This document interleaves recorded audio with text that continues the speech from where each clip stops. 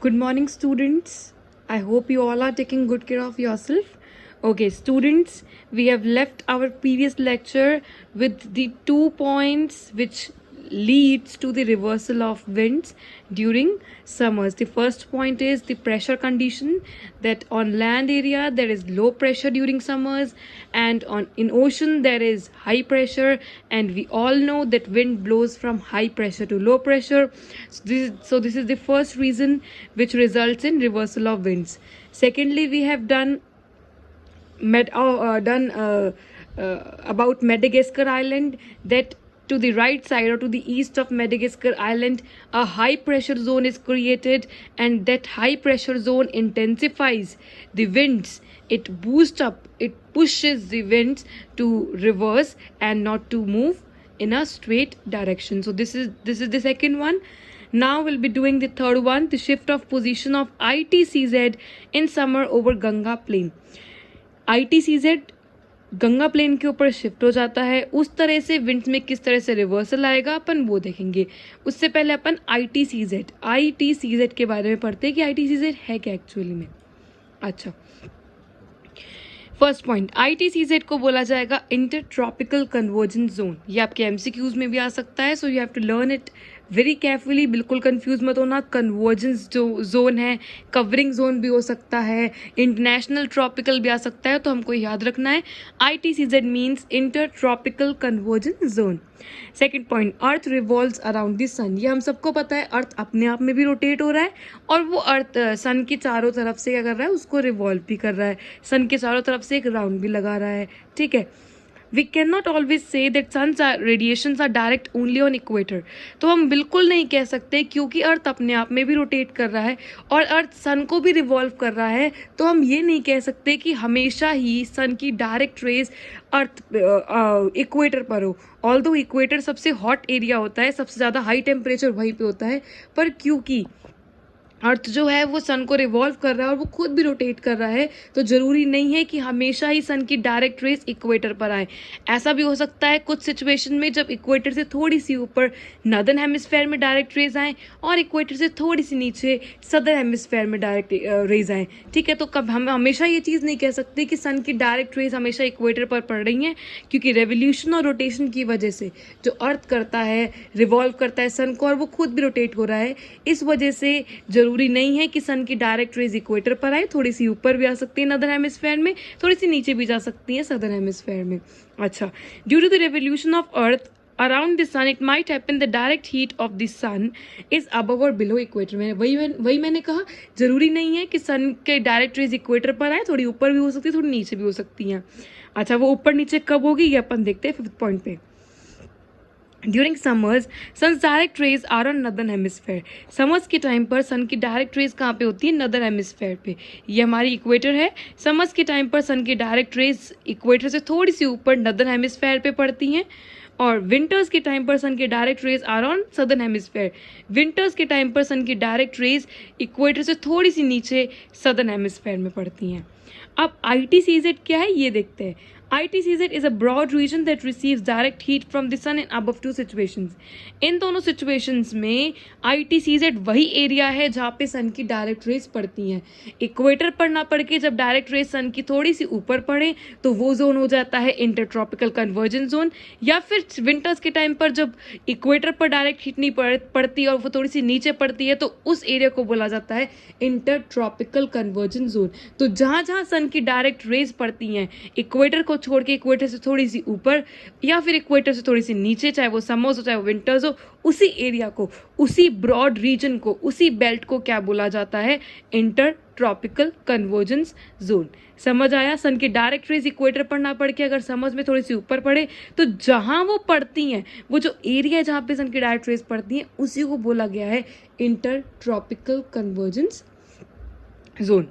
ठीक है, अब स्टूडेंट्स आप मुझे बताओ ITCZ पर अगर सन की डायरेक्ट रेस पड़ रही हैं तो ये क्या होगा, यहाँ का टेम्परेचर बहुत ही ज़्यादा हॉट होगा, बहुत ही ज़्यादा हाई टेम्परेचर होगा। और हाई टेम्परेचर का मतलब क्या है, यहाँ का प्रेशर क्या होगा, यहाँ पे लो प्रेशर होगा। And students we all know कि विंड्स जो हैं वो हाई टू लो ब्लो करती हैं, तो यहाँ से जो हाई प्रेशर से आ रही हैं ऊपर और नीचे से, ये विंड्स कहाँ पे अट्रैक्ट हो रही हैं, ये इस लो प्रेशर एरिया पे अट्रैक्ट हो रही हैं, जो कि है इंटर ट्रॉपिकल कन्वर्जेंस जोन। इसलिए इसको कन्वर्जेंस बोला गया है क्योंकि दोनों तरफ से विंड्स आके क्या कर रही हैं, कन्वर्ज कर रही हैं। जहाँ पे सन के डायरेक्ट रेस पड़ती हैं इक्वेटर से थोड़ी सी ऊपर या इक्वेटर से थोड़ी सी नीचे, उसी एरिया को क्या बोला गया है, इंटर ट्रॉपिकल कन्वर्जेंस जोन। अब स्टूडेंट्स हम देखते हैं कि ITCZ किस तरह से विंड्स के रिवर्सल में रिस्पॉन्सिबल है, कि किस तरह से ITCZ विंड्स को रिवर्स करवाता है। हम हमेशा समर्स की बात करते हुए आए हैं क्योंकि समर्स के टाइम पर हम एक्सपीरियंस करते हैं कि विंड्स में रिवर्सल हो रहा है, विंटर्स में विंड्स में रिवर्सल नहीं होता है। इसलिए हम हर चीज़ को समर्स के कंसेप्ट से ही, समर्स के कॉन्टेक्स्ट से ही पढ़ेंगे। ठीक है स्टूडेंट, समर्स में क्या होता है, ITCZ मैंने आपको अभी बताया है, समर्स के टाइम पर ITCZ नदर्न हेमिस्फेयर में, मतलब इक्वेटर से थोड़ी सी ऊपर ITCZ आ जाता है। तो अगर हम इंडिया की बात करें तो ये जो हमारा गंगा प्लेन्स है, ITCZ हमारे गंगा प्लेन पर आ जाता है। अब हम सबको पता है कि ITCZ क्या एक लो प्रेशर एरिया है। फिर अब देखो क्या होता है, समर्स में अगर ITCZ लो, अगर गंगा प्लेन पर आ गया, ये हमारा ऑलरेडी था हाई प्रेशर, ये हमारा ऑलरेडी लो प्रेशर था, ये मेडागास्कर के साइड में हाई प्रेशर बनने से आया, और अब ITCZ के शिफ्ट होने से भी गंगा प्लेन पर क्या आ गया, लो प्रेशर आ गया। तो स्टूडेंट्स आप ये देखो, यहाँ पे दो लो प्रेशर क्या है, एक्सट्रीम होता जा रहा है, हाई प्रेशर एक्सट्रीम होता जा रहा है। इसी वजह से विंड्स क्या करेंगे, वो स्ट्रेट नहीं आकर रिवर्स कर जाएंगी। ठीक है, due to the shift of ITCZ low pressure is created on land area. तो ये थर्ड रीजन है जिस वजह से विंड्स में क्या हो जाता है, रिवर्सल हो जाता है। नेक्स्ट आता है why there is a reversal of winds में mechanism of monsoon. Next point है the Tibetan plateau gets intensely heated during summer which forms low pressure over plateau. होता क्या है, देखो स्टूडेंट्स, ये टिबेटन प्लेट्यू है, ये चाइना में टिबेटन प्लेट्यू है। समर्स के टाइम पर हम हमेशा समर्स का ही क्यों कर रहे हैं, क्योंकि समर्स में हमको रिवर्सल एक्सपीरियंस होता है, और समर्स में ही जब रिवर्सल होता है तो समर्स के बाद ही अपना मानसून आता है। ठीक है, विंटर्स के बाद नहीं आता। अच्छा, समर्स के टाइम पर क्या होता है, टिबेटन प्लेट्यू एक वॉल्केनिक प्लेट्यू है, यहाँ पर क्या होता है, लो प्रेशर जोन क्रिएट होने लग जाता है। यहाँ पर क्या होता है, बहुत ही ज़्यादा टेम्परेचर हाई होता है, और हाई टेम्परेचर होने की वजह से समर्स में टिबेटन प्लेट्यू पे लो प्रेशर जोन आ जाता है। अब टिबेटन प्लेट्यू पे लो प्रेशर जोन होने से विंड्स में रिवर्सल किस तरह से आता है स्टूडेंट्स, ये देखो, ये अपना पहले ही हाई प्रेशर था, ये अपना पहले ही लो प्रेशर था। ये लो प्रेशर आया ITCZ के शिफ्ट होने पर, ये हाई प्रेशर आया मेडागास्कर के साइड में, और एक और लो प्रेशर आ गया स्टूडेंट्स, ये देखो टिबेटन प्लेट्यू के ऊपर एक और लो प्रेशर आ गया हमारा। तो अब आप खुद बताओ, लो प्रेशर बढ़ता ही जा रहा है, बढ़ता ही जा रहा है, और हाई प्रेशर भी बढ़ता जा रहा है। ये बहुत ही एक्सट्रीम सिचुएशन हो चुकी है। तो ऑब्वियसली विंड सीधी ना जाके क्या कर जाएंगी, विंड्स रिवर्स कर जाएंगी। Tibetan plateau gets intensely heated which attracts winds coming from the ocean. तो यहाँ पे 3 लो प्रेशर है, यहाँ पे 2 हाई प्रेशर है, विंड सीधे तो नहीं जाएंगी, बिल्कुल क्या कर जाएंगी, रिवर्स कर जाएंगी। तो ये फोर्थ रीजन है। लास्ट रीजन है the movement of westerly jet streams to the north of Himalayas. अभी जो हमने 4 रीजन पढ़े वो तो लो प्रेशर और हाई प्रेशर के थे। अब यहाँ पे हम जेट स्ट्रीम्स मतलब अपर एयर सर्कुलेशन की बात करेंगे। ठीक है, movement of westerly jet streams to the north of Himalayas. Students, मैंने आपको पहले ही बताया था, जो जेट स्ट्रीम्स होती हैं विंटर्स में तो वो हिमालयाज के साउथ में ब्लो करती हैं, पर वो समर्स में क्या कर जाती हैं, समर्स में वो हिमालयाज के पीछे ब्लो करने लगती हैं। अब अगर वो हिमालयाज के पीछे चली गई तो एक तरह से जो ये साउथ वेस्ट मानसून विंड्स आ रही हैं, जो बारिश लेकर आ रही है विंड्स, इनका एक हर्डल नहीं बनती, और इनडायरेक्टली सब ट्रॉपिकल वेस्टर्ली जेट स्ट्रीम्स क्या करती हैं, हमारे इंडिया क्लाइमेट को अफेक्ट करती हैं, मानसून को लाकर। अब ये पीछे क्यों जाती है, इसका रीज़न क्या है, ये देखो स्टूडेंट्स, यहाँ पर इतना ज़्यादा लो प्रेशर क्रिएट हुआ है, और हम सबको पता है जहाँ लो प्रेशर क्रिएट होता है वहाँ पे एयर क्या करती है, वहाँ पे एयर राइज करती है। तो वो एयर जब राइज कर जाती है तो क्या करती है, जो जेट स्ट्रीम्स हमारी वैसे हमेशा हिमालयस के साउथ में ब्लो कर रही होती है, ये उसको क्या करती है, बैक, उसको पीछे शिफ्ट कर देती है। जो राइजन एयर है वो उसको पीछे शिफ्ट कर देती है, इसलिए समर्स के टाइम पर जेट स्ट्रीम्स पीछे चली जाती हैं, और पीछे जाके वो यहाँ पे हर्डल नहीं बनती, क्योंकि अगर वो यहीं पे ब्लो कर रही होती विंटर समर्स में भी, क्योंकि समर्स में पीछे चली गई, अगर वो विंटर समर्स में भी यहीं पे ब्लो कर रही होती तो जो मानसून विंड्स आ रही हैं ये उसको अपने साथ ले जाती। तो इंडिया में मानसून हम एक्सपीरियंस नहीं करते, क्योंकि समर्स में ये पीछे चली गई हैं, इस वजह से हम यहाँ पे हर्डल नहीं बनती, ऑब्स्टेकल नहीं बनती इन साउथ वेस्ट मानसून विंड्स का, और इंडिया में हम मानसून एक्सपीरियंस कर सकते हैं। सेकेंड है the presence of easterly jet streams over Indian peninsular during this summers. होता क्या है स्टूडेंट्स, हमने पढ़ा अभी पढ़ा है कि टिबेटन प्लेट्यू समर्स के टाइम पर बहुत ही ज़्यादा क्या हो जाता है, बहुत ही ज़्यादा गर्म हो जाता है। अब गर्म होने की वजह से यहाँ पे लो प्रेशर जोन क्रिएट हो जाएगा। लो प्रेशर जोन क्रिएट हो जाएगा तो एयर क्या करेगी, राइज करेगी, और वो जो राइज एन एयर है वो किस फॉर्म में ब्लो करने लगेगी, ट्रॉपिकल ईस्टर्ली जेट स्ट्रीम्स की की फॉर्म में ब्लो करने लगेगी। यहाँ से जो एयर राइज करेगी वो ट्रॉपिकल ईस्टर्ली जेट स्ट्रीम्स की फॉर्म में ब्लो करेगी। ट्रॉपिकल ईस्टर्ली जेट स्ट्रीम्स क्या होता है, सिंपल वर्ड है। ट्रॉपिकल ये ऐसी जेट स्ट्रीम्स हैं जो कि कहाँ ब्लो करती हैं, ट्रॉपिकल एरिया में करती हैं। ईस्टर्ली क्योंकि ईस्ट टू वेस्ट डायरेक्शन में ब्लो कर रही हैं। अब ऑब्वियसली अगर यहाँ से तिब्बतन प्लेट्यू से होकर आई हैं तो क्या करेंगी, ये गर्म जगह से होकर आई हैं, तो जो हमारा इंडियन पेनिनसुलर है यहाँ पे लो प्रेशर जोन क्रिएट करेंगी। तो एक तरह से यहाँ पे भी इनका प्रेजेंस होना भी इंडियन क्लाइमेट को अफेक्ट करता है। तो these are the 5 points which shows the reversal of winds और मैकेनिज्म ऑफ मानसून। अपना हाई प्रेशर लो प्रेशर वाली कंडीशन फर्स्ट पॉइंट हो गया। मेडागास्कर के साइड में जो हाई प्रेशर जोन क्रिएट होता है वो सेकंड पॉइंट हो गया। थर्ड पॉइंट होगा अपना ITCZ जो गंगा प्लेन्स पर आ गया, इंटर ट्रॉपिकल कन्वर्जन जोन, वो हो गया अपना थर्ड पॉइंट। फोर्थ पॉइंट अपना हो गया टिबेटन प्लेट्यू गर्म हो जाने की वजह से वहाँ पे लो प्रेशर हो जाता है। और फिफ्थ पॉइंट हो गया वेस्टर्ली और ईस्टर्ली जेट स्ट्रीम्स का। ठीक है, तो this is all about mechanism of monsoon. अच्छा, मैकेनिज्म ऑफ मानसून हो गया। अब पढ़ते हैं अपन नेक्स्ट टॉपिक पे जो कि है एनसो। एनसो देखो बहुत बच्चों को बहुत डिफिकल्टी होती है इस टॉपिक में, जबकि इस टॉपिक में कुछ ऐसा है ही नहीं। मैं आपको एक चीज़ पहले बता देती हूँ टॉपिक कराने से पहले, ये कि एनसो जो है ये टॉपिक जो है आपकी बुक में इतना डिटेल में नहीं दे रखा है, ना ही आपके सिलेबस में है और ना ही आपके एग्जाम में आएगा। तो हम इसको इतना डिटेल में नहीं करेंगे। हम इसको जितना बुक में दे रखा है हम सिर्फ वहीं तक करेंगे। डिटेल में करना है तो वो आप 10th में सीखेंगे। अभी हम डिटेल में नहीं करने वाले हैं टॉपिक को। जितना मुझे डिटेल में कराना था मैंने आपको कराया। एनसो भी जहाँ तक बुक में दे रखा है हम वहीं तक कन्फाइंड रहेंगे, हम उससे ज़्यादा नहीं करेंगे क्योंकि वो सिलेबस में है ही नहीं। ठीक है, एनसो कुछ भी नहीं है। एनसो एक फुल फॉर्म क्या है इसकी, एल नीनो सदर्न ऑसिलेशन। सो एनसो का मतलब क्या है, एल नीनो सदर्न ऑसिलेशन। ठीक है, एनसो हम पढ़ने वाले हैं जिसमें हम एल नीनो अलग से पढ़ेंगे, सदर्न ऑसिलेशन अलग से पढ़ेंगे। पहले इन दोनों का मीनिंग पढ़ेंगे, फिर हम पढ़ेंगे कि इंडिया के क्लाइमेट पे किस तरह से एल नीनो सदर्न ऑसिलेशन या एनसो अफेक्ट करता है। ठीक है, एनसो का फुल फॉर्म क्या है, एल नीनो सदर्न ऑसिलेशन। ये भी आपके MCQ में आ सकता है तो कंफ्यूज मत होना, एल नीनो सदर्न ऑसिलेशन। अच्छा, एल नीनो स्टूडेंट्स क्या होता है, देखो El Nino is a Spanish word which means the child और बेबी क्राइस्ट। एल नीनो कुछ भी नहीं, एक स्पेनिश वर्ड है जिसको हम कहेंगे द चाइल्ड और बेबी क्राइस्ट। अब इसको बेबी क्राइस्ट कहने के पीछे रीजन क्या है, रीजन यही है स्टूडेंट्स, पेरुवियन कोस्ट। मैं आपको बताऊंगी पेरुवियन कोस्ट कहाँ पे है। पेरुवियन कोस्ट में रहने वाले लोगों ने ये नोटिस किया कि एल नीनो जो है ये जब जब आता है ये हमेशा क्रिसमस के टाइम पर ही आता है, ये हमेशा 25 दिसंबर के आसपास ही हमको देखने को मिलता है। इसीलिए पेरुवियन कोस्ट में रहने वाले लोगों ने क्या इस एल नीनो का नाम क्या रख दिया, बेबी क्राइस्ट और दी चाइल्ड। तो इसके पीछे यही कहानी है कि एल नीनो को दी चाइल्ड और बेबी क्राइस्ट क्यों कहा गया है। ठीक है, पेरुवियन कोस्ट में रहने वाले लोगों ने ऑब्जर्व करा कि एल नीनो जब जब आता है हमेशा क्रिसमस के टाइम पर ही आता है। ठीक है, अब ये होता क्या है हम आगे जाके पढ़ेंगे। जब जब ये आता है क्रिसमस के टाइम पर ही आता है, इसलिए उन्होंने इसका नाम क्या रख दिया, द चाइल्ड और बेबी क्राइस्ट। फिर this phenomenon occurs every 2 to 5 years। ये एक बहुत ही अनसर्टेन इवेंट है, ये सर्टेन इवेंट नहीं है, हमको हर साल देखने को ये नहीं मिलेगा एल नीनो। ये हमको 2 to 5 years में देखने को मिलेगा, कभी कभार 7 साल में भी देखने को मिल जाता है। तो एक तरह का अनसर्टेन इवेंट है। अच्छा, reversal in normal condition. Obviously second point से आप समझ सकते हैं कि एक बहुत ही अनसर्टेन इवेंट है, ये हमको रोज दफा में देखने को नहीं मिलता है। ठीक है, अगर हमको रोज देखने को ये नहीं मिलेगा, एवरी ईयर देखने को नहीं मिलेगा, तो ऑब्वियसली कुछ ना कुछ तो नॉर्मल कंडीशन का रिवर्सल ही होगा ना।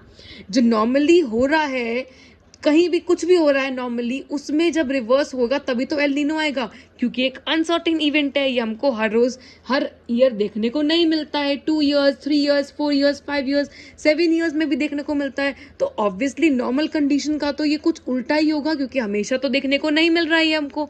अच्छा स्टूडेंट्स, अब आप मुझे खुद बताओ कि एल नीनो समझने से पहले हमको नॉर्मल कंडीशन समझनी पड़ेगी, तभी तो अपन उसका रिवर्सल कर सकते हैं। चलो देखते हैं। अच्छा, एल नीनो करने से पहले एक बार मैं आपको ओशन करंट्स को रिकॉल करा देती हूँ, क्योंकि El Nino is everything about ocean currents.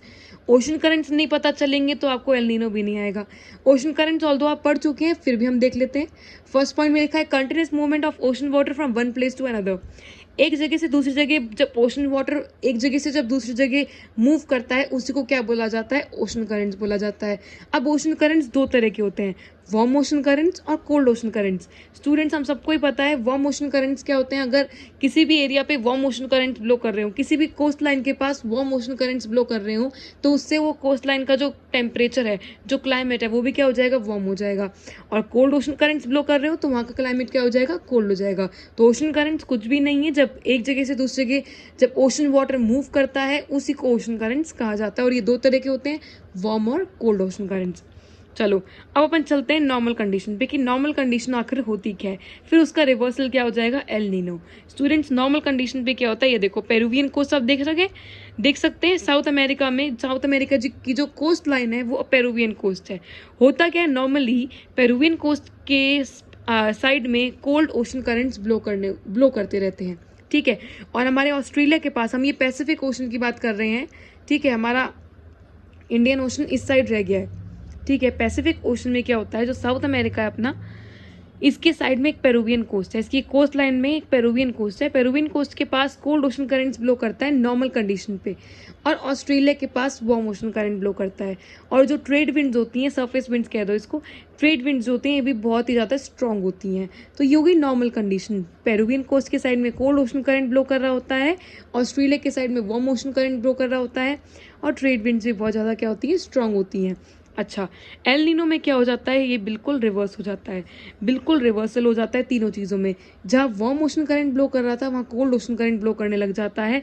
जहाँ वार्म हो रहा था, वहाँ जहाँ कोल्ड रहा था, वहाँ पे वार्म हो जाता है। और जो ट्रेड विंड्स बहुत ज़्यादा स्ट्रॉन्ग थी, वो भी क्या हो जाती हैं? उसमें भी वीकनिंग आ जाती है, वो भी वीक हो जाती हैं। तो ये होती है El Nino concept. El Nino में बिल्कुल नॉर्मल कंडीशन का उल्टा हो जाता है। मैं आपको इसलिए डिटेल में नहीं बता रही, क्योंकि बुक में भी डिटेल में नहीं दे रखा है। तो पेरुवियन कोस्ट में के साइड में वार्म ओशन करंट ब्लो होना, ऑस्ट्रेलिया के साइड में कोल्ड ओशन करंट ब्लो होना, और ट्रेड विंड्स का वीकनिंग होना ही एल नीनो कहलाता है। अब क्वेश्चन आता है कि एल नीनो किस तरह से इंडिया क्लाइमेट को अफेक्ट करता है।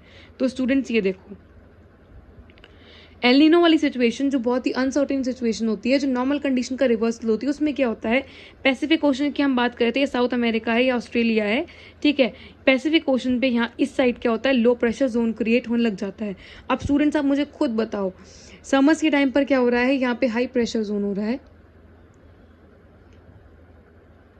समर्स के टाइम पर यहाँ पे हाई प्रेशर जोन हो रहा है ना, और यहाँ पे लो प्रेशर हो रहा है। अब विंड्स कहाँ से कहाँ ब्लो करती हैं? Winds high to low blow करती हैं। विंड्स कहाँ से कहाँ ब्लो करती हैं? Winds high to low blow करती हैं।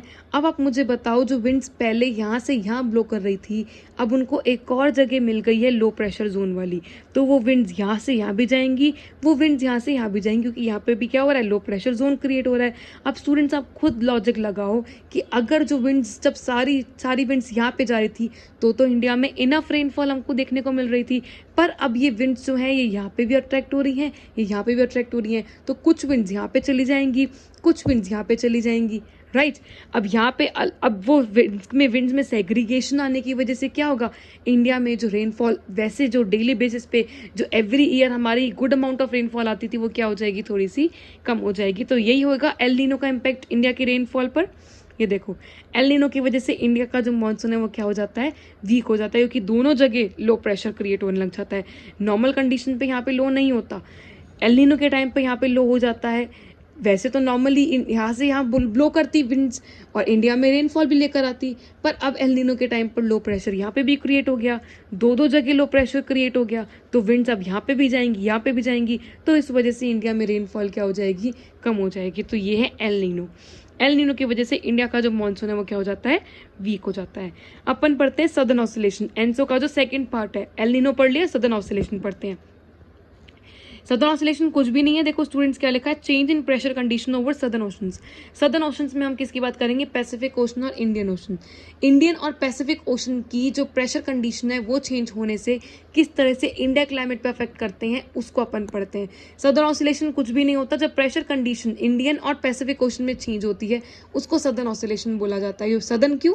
क्योंकि सदर्न ओशंस में ये हो रही है ऑसिलेशन, मतलब ओशन ही, ठीक है। अच्छा, नॉर्मल कंडीशन में क्या होता है, नॉर्मली तो यहाँ पे अपने इंडियन ओशन पे हाई प्रेशर होता है और पैसिफिक ओशन पे बहुत ही ज़्यादा हाई प्रेशर होता है, तो winds high to low blow करती हैं, विंड्स यहाँ से यहाँ ब्लो कर रही हैं, तो नॉर्मल रेनफॉल इंडिया बहुत ही अच्छी रेनफॉल रिसीव करता है। पर जब ये प्रेशर कंडीशन चेंज हो जाए, प्रेशर कंडीशन चेंज कैसे होती है, पहले पैसिफिक ओशन पे बहुत ज़्यादा हाई प्रेशर था और अब क्या हो गया है, प्रेशर या पैसिफिक ओशन पे लो प्रेशर हो गया है। अब स्टूडेंट्स वही कहानी आ गई एल नीनो जैसी कि विंड्स जो हैं वो यहाँ पे अट्रैक्ट होंगी, वो यहाँ पे भी अट्रैक्ट होंगी, तो कुछ विंड्स यहाँ पे जाएंगी, कुछ विंड्स यहाँ पे जाएंगी, तो इंडिया में क्या होगा, रेनफॉल थोड़ा सा हमको कम देखने को मिलेगा। तो सदर्न ऑसिलेशन की वजह से भी जब प्रेशर कंडीशन में चेंज होता है तो उससे भी क्या हो जाता है, हमारे इंडिया का जो मानसून है वो हो जाता है वीक। सदर्न ऑसिलेशन से इंडिया का जो मानसून होता है वो क्या हो गया, वीक। तो एल नीनो सदर्न ऑसिलेशन, क्योंकि एक ही टर्म है तो इनका रिस्पॉन्स भी इंडियन क्लाइमेट पे सेम ही रहेगा, दोनों से ही इंडिया का मानसून क्या हो जाता है, वीक हो जाता है। क्योंकि वैसे नॉर्मली तो क्या होता है, high to low pressure winds जो है वो ब्लो करती हैं, पर वैसे जब एल नीनो आता है या फिर जब सदर्न ऑसिलेशन में चेंज आता है प्रेशर कंडीशन में, तो उससे low pressure zone Pacific ocean पे भी क्रिएट हो जाता है। वहाँ पे लो प्रेशर जोन क्रिएट होने की वजह से अब विंड्स को दो जगह दिख रही हैं, एक तो अपना इंडिया का जो मेनलैंड है वो पार्ट, और एक जो पैसिफिक ओशन पे लो प्रेशर बना है वो। तो विंड्स क्या करेंगी, दोनों जगह ही अट्रैक्ट होंगी। जो सारी विंड्स पहले नॉर्मल कंडीशन पर इंडिया के टुवर्ड्स अट्रैक्ट हो रही थी, तब तो अच्छे अमाउंट में रेनफॉल आ रही थी, पर अब विंड्स को दो जगह दिख गई, उनको पैसिफिक ओशन भी दिख गया, लो प्रेशर जोन बन रहा है वहाँ पे, तो वो वहाँ पे भी अट्रैक्ट होंगी। तो कुछ विंड्स इंडिया में आएंगी, कुछ विंड्स पैसिफिक ओशन पे आएंगी। ये विंड्स का सेग्रीगेशन होने की वजह से इंडिया की रेनफॉल पे क्या आएगा, इंडिया की रेनफॉल हो जाएगी कम। सदर्न ऑसिलेशन इंडिया का मानसून जो है वो क्या करेगा, वीक करेगा। समझ आ गया? एंड सो अच्छा, so this is that's it for today students. I hope you understood everything. अच्छा, मैं आपको क्वेश्चन पूछती हूँ कमेंट्स में, आपको you have to give me the answers. Okay students, El Nino, can you tell me the other name of El Nino? Students, you have to tell me the other name of El Nino. This is question number first. Question number 2 is, which plateau gets intensely heated during summer? So you have to tell me the answers in the comments. These two questions are there. First question, tell me the other name of El Nino.